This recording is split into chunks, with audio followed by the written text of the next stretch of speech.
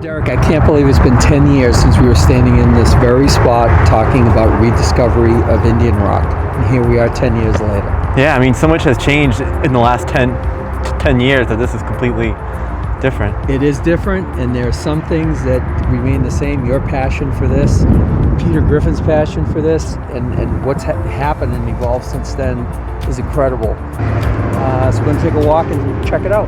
Great. This sounds I'm great. excited. I mean, it's from the HDC perspective, we're trying to give more life to historic sites and not just have them static. Oh, isn't that a nice site? But how it can play with the community, and we've done that by installing signs around the community. But Indian rock is probably the grandest example of that. Well, let's take a look at what we got going. Follow you. So Derek, you had talked about all these important aspects of Indian rock, and Peter's idea for the creation of something that would be of use to the community at Indian rock makes for a great combination for something. And we came along and decided, let's build this thing called Indian Rock Park. We've had it in process for a while. People in the community are about to see it. We're about to have our grand opening there on June 28th. I don't think a lot of people in the community understand what's going on, so we're going to kind of give them a little sneak peek of this right now. Last time Derek and I walked here together 10 years ago, he was educating people on all of the special attributes of the place and describing what we were looking at, and it was really, really cool. Now people get to experience it all the time, and it's very exciting to know that we're a part of the history of doing it. Very much so. And to me, one of the key aspects of this is that you can actually experience history in its original landscape. How many times can you actually go somewhere in town and experience things that aren't artifacts behind a glass case that you can't touch and are out of context? Here you can actually stand where the original indigenous peoples of Windham lived and ate and gathered together hundreds of years ago, thousands of years ago. Right. So I have a really unusual benefit today that most people don't have, that I am going up to see this site with two of Windham's most prominent historians here. So, you know, I can find out all about everything, but most people who come up here and look at this site and walk around up here will not be able to have the benefit of that.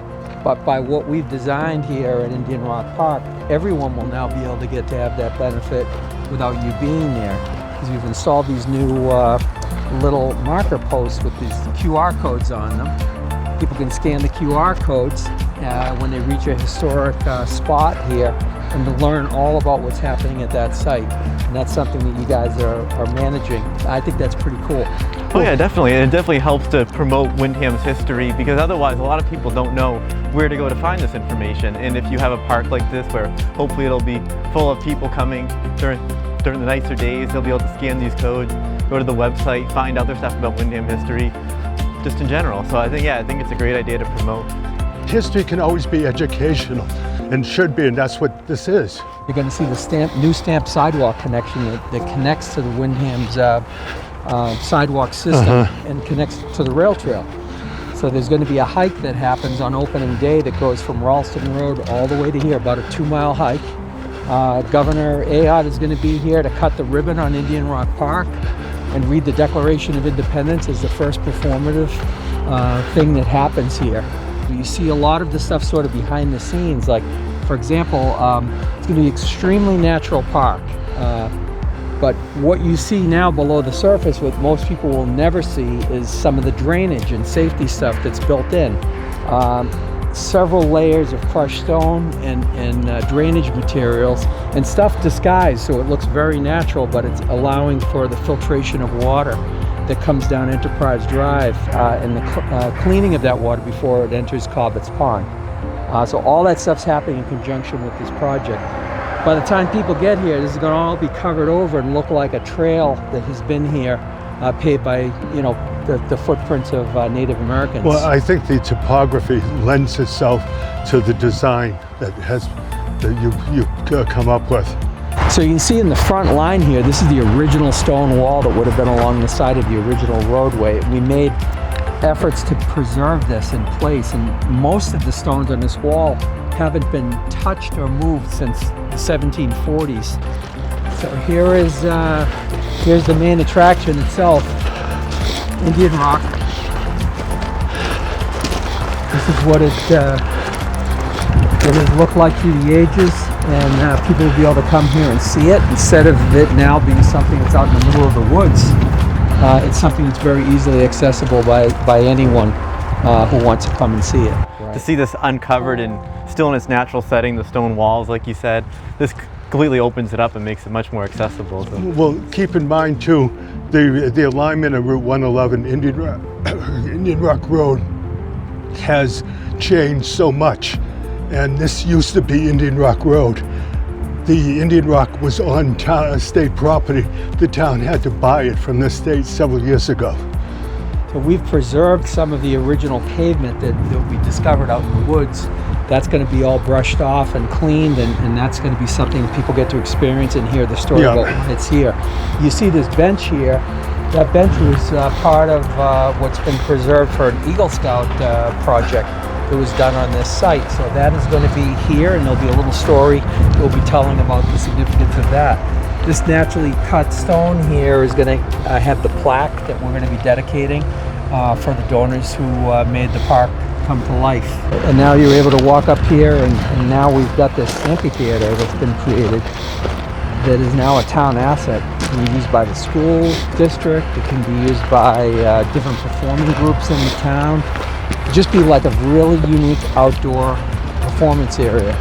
It's all built into the berm here, as you can see, and it gives a really unique capability of looking out over the stage, seeing the back of Indian Rock, and then having Cobbett's Pond and all the beauty of the natural surroundings all around you. So there'll be a picnic area in here as well, so people can come and have a little lunch and hang out.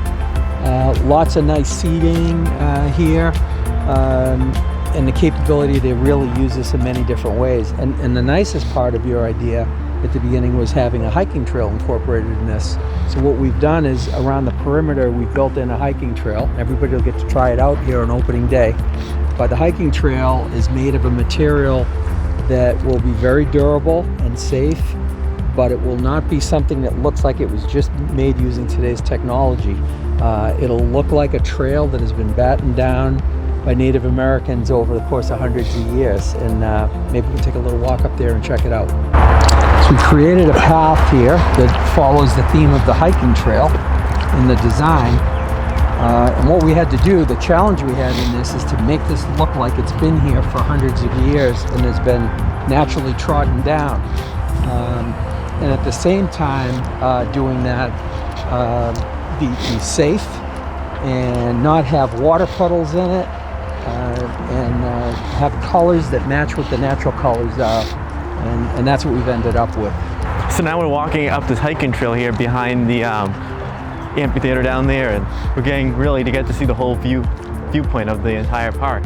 So we've got a nice vantage point from looking at the back of the upper level of the stadium seating here. And we added this pathway behind, so in addition to the 6 rows of seating, you now have a little secondary egress around the back. We also have the capability of having a child stroller come up here. Well, what's so interesting about this whole project, it does a great combination of the historic, but also the contemporary with the routing of I-93, and the exposure of the granite cliffs there adds to the essence of this whole project. In the past, with the high-speed nature of the road, you'd never be able to pull over and experience this area, but now this is a great gift to the community that we have this space, and it can be this beautiful recreation spot. So guys, a lot of the people in the town are not seeing all that goes into the background of creating this, and when they're here in a few weeks, they're going to get to see it all done. So it's pretty cool to be here now and see the last stages of this project coming together. Well, I thank you guys for your partnership in doing this. We've got a lot of families who are involved in making this reality. We'll all be here to celebrate on June 28th, and we hope that we get a big turnout from people from the town to be a part of it as well. But it couldn't be done without you guys, and we thank you very, very much. It's been so amazing. It's been so amazing. Thank you to you.